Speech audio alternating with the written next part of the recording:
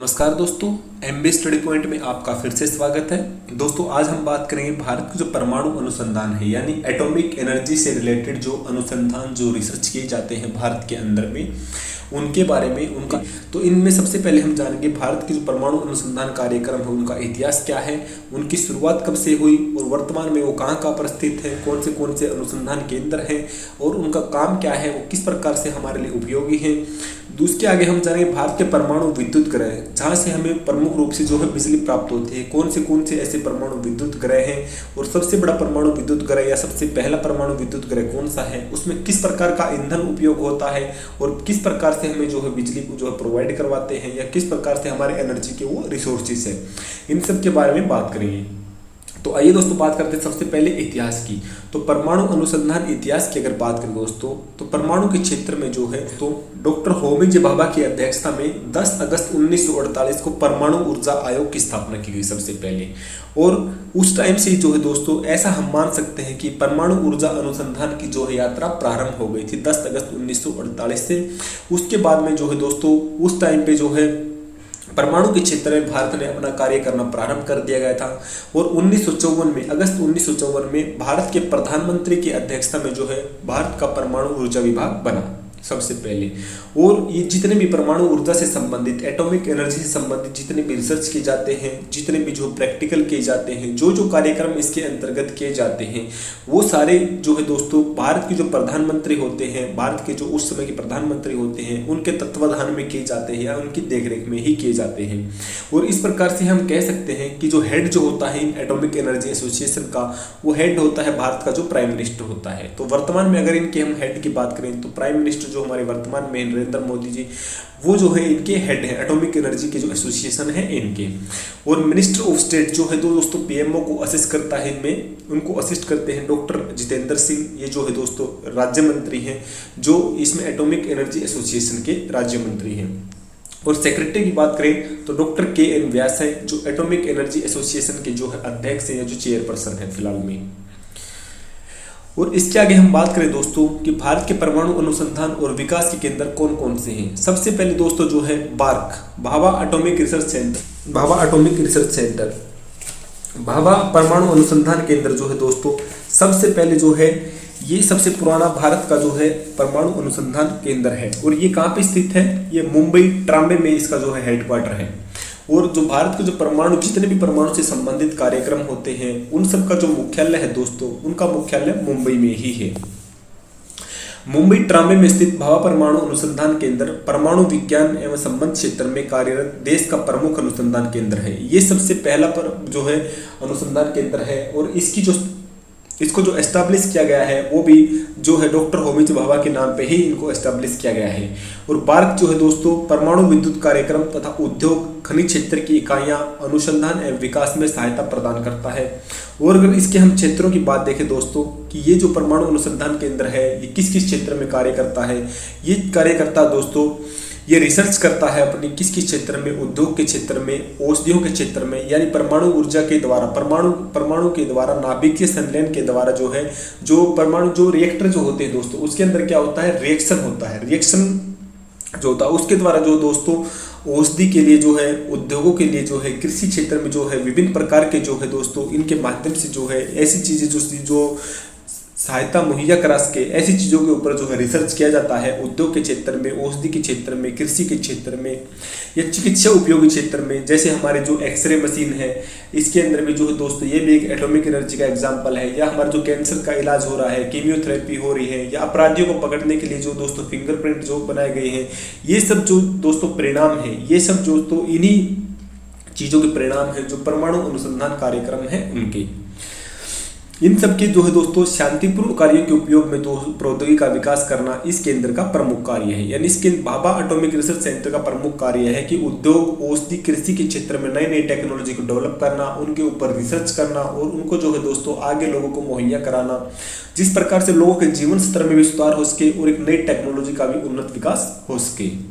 और अगर हम बात करें इसके रिएक्टर के बारे में तो इसका सबसे पहला रिएक्टर जो इसके अंदर एस्टैब्लिश किया गया था वो था अप्सरा रिएक्टर। अप्सरा रिएक्टर इसका शुभारंभ हुआ था 1956 4 अगस्त 1956 को जो है दोस्तों ये एस्टैब्लिश किया गया था और इसको डिजाइन किया गया था इंडिया के द्वारा और इसका जो परमाणु ईंधन था वो ब्रिटेन के द्वारा प्रोवाइड करवाया गया था। इसके आगे हम बात करें दोस्तों, साइरिस जो है इसका दूसरा न्यूक्लियर रिएक्टर था। जर्लिना, पूर्णिमा 1, 2, 3, ध्रुव जो है बारक के प्रमुख रिएक्टर हैं जो इसके अंदर बारक का जो एटॉमिक रिसर्च सेंटर है उसके अंदर एस्टैब्लिश किए गए हैं।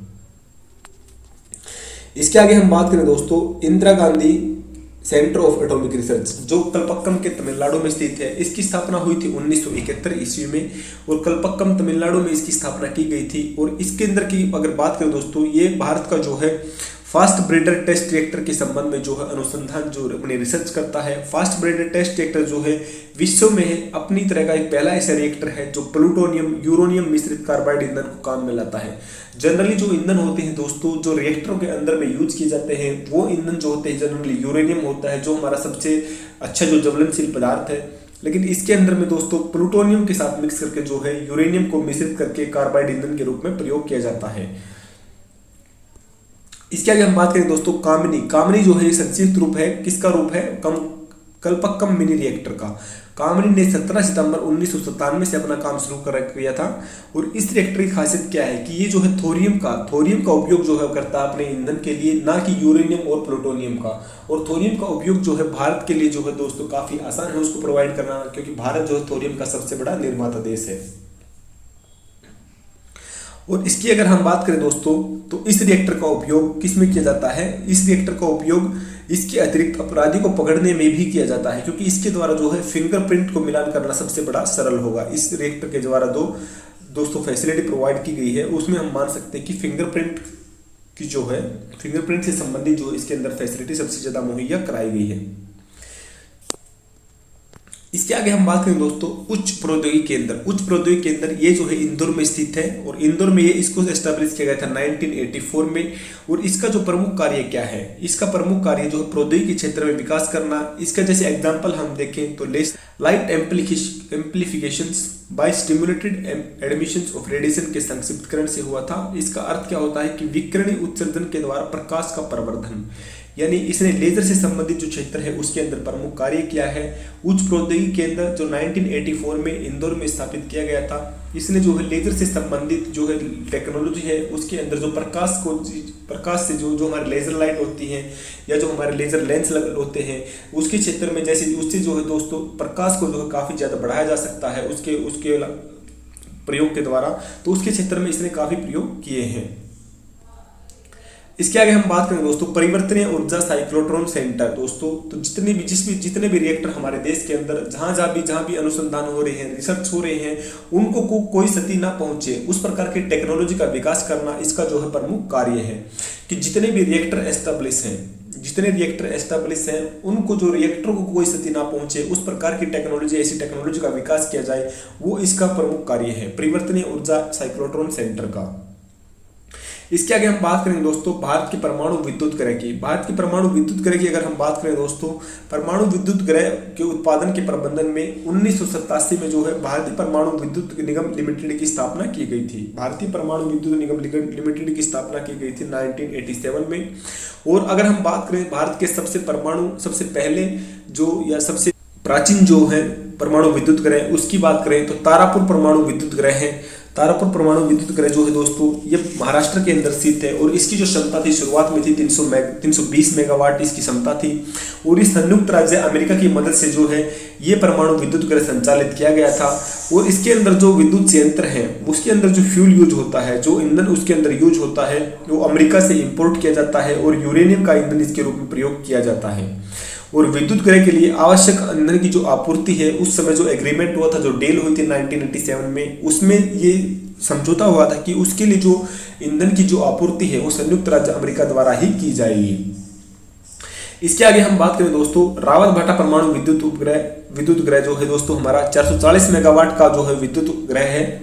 और ये किसकी मदद से हुआ था, किस देश की मदद से? ये हुआ था प्रारंभिक में कनाडा के सहयोग से जो है शुरू किया गया था। लेकिन बाद में ये परियोजना जो थी रावत भाटा जो राजस्थान के अंदर स्थित है परमाणु विद्युत ग्रह हमारा, इसको जो है स्वदेशी तकनीक से इसकी जो है पूरी की गई थी। लेकिन वर्तमान में यह भारत का सबसे बड़ा न्यूक्लियर पार्क भी है। इसके आगे हम बात करें दोस्तों तो मद्रास परमाणु विद्युत ग्रह 470 मेगावाट का, नरोरा उत्तर प्रदेश में परमाणु विद्युत ग्रह है, काकरापार परमाणु विद्युत ग्रह है, पिंगा परमाणु विद्युत ग्रह कर्नाटक में। ये भारत के कुछ अन्य परमाणु विद्युत उपग्रह हैं, उनके उदाहरण हैं। और अगर हम देखें दोस्तों आगे आने वाले फ्यूचर में जो प्रोसेस के अंदर है कि रावत भाटा राजस्थान में 4 नए परमाणु विद्युत ग्रह के निर्माण की संबंधित संस्तुति प्रस्तुत की गई है कि जो 2000 मेगावाट बिजली का उत्पादन करेगी जब इसकी कंप्लीशन हो जाएगा पूरा तब।